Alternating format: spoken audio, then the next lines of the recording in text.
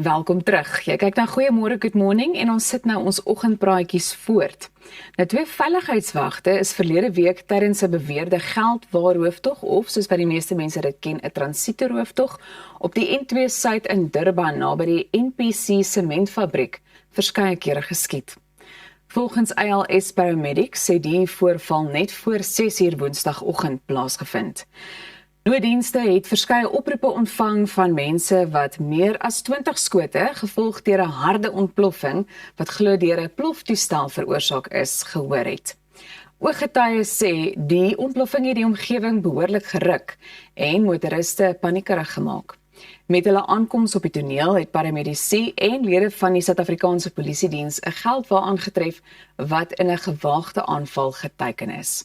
Nou een van die wagte was in 'n kritieke toestand en moes glo per helikopter na 'n nabygeleë hospitaal vir dringende behandeling geneem word.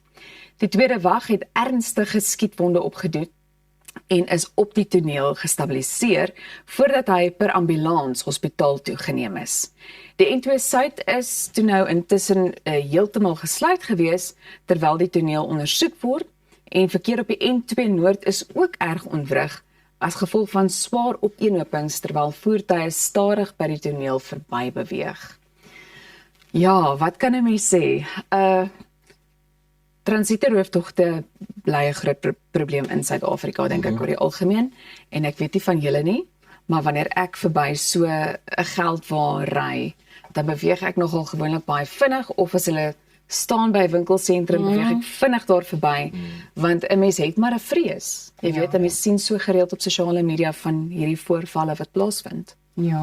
En ek dink soos wat hulle aan die een kant die heeltyd voorsorgmaatreëls sal probeer tref, om dit te verhoed, wonder ek of daar nie maar altyd ook 'n bietjie inside info somewhere along the line is, want keer op keer gebeur dit tog ook maar nog steeds. En hoe gaan dit stop?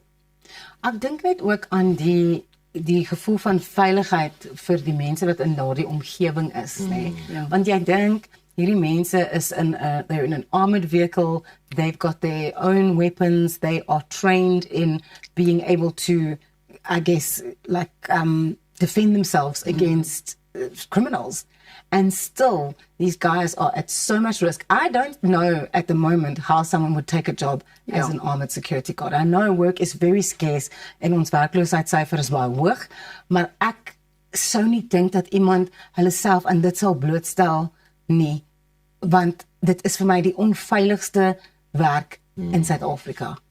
Ja, en ek dink op die einde van die dag is dit tragies wanneer 'n mens moet verneem van, jy weet, ernstige skietwonde, of dat sommige mense wel doodgeskiet word in so 'n voorval.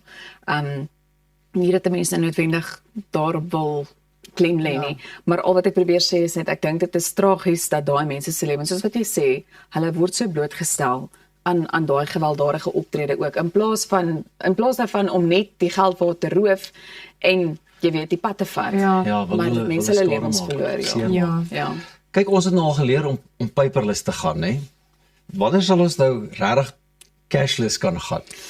Dink jy dit sal ooit gebeur? Maar ek meen, daar is ongelukkig, jy het maar 'n geld in 'n wat noem hulle, dis maar so 'n fancy woord wat jy gebruik, maar jy het ongelukkig jou note en jou nickels en jou pennies en al daai goedjies nodig.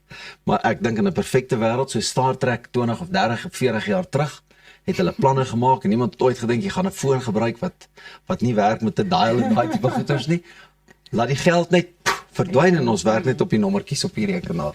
Ek dink ook, ons het nou gehoor in jou storie dat hoe erg die verkeer geaffekteer is en die motoriste wat daar nou sit, en dit kom ook terug na die punt van veiligheid in daai gemeenskap, maar nou moet jy sit daar in die verkeer op die N2, die snelweg is toe, aan die ander kant is daar opeenhopings, maar jy sien wat hier gebeur het, nou moet jy na werk toe gaan en jou dag net uitvoer soos 'n gewone dag, maar jy het eintlik hierdie groot misdaadtoneel gesien en jy het hierdie groot trauma beleef, en ek dink ons as Suid-Afrikaners is amper op ons hoede die hele tyd, of op ons hoede, wat is die uitdrukking? Op ons hoede die hele tyd, om net in case this happens. And I think that's changed us fundamentally in a way that is, I saw a cash and transit house this morning on the way to work.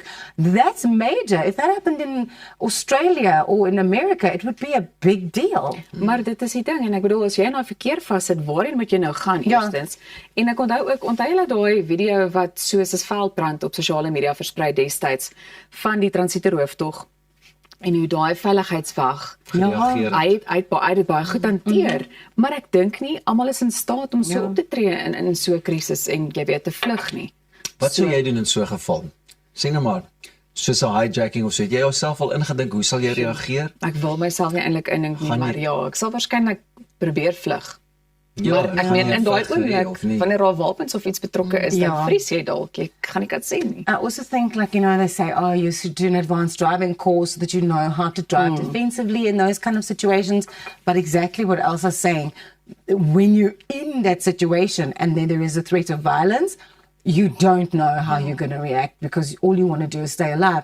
But I think that we are currently just going through a lot as South Africans, and to add to this, all the criminality and this crime stats and all of that, it's just really, really sometimes just en dan too sit ek much. nog 2 ure in die verkeer ook vas. Kyk, dan raak ek ou Verstaan jy? so metertjie lekker dik in die rooi, want dan dink jy dit is so onnodig. Nommer 1, hartseer vir die mense wat involved is en.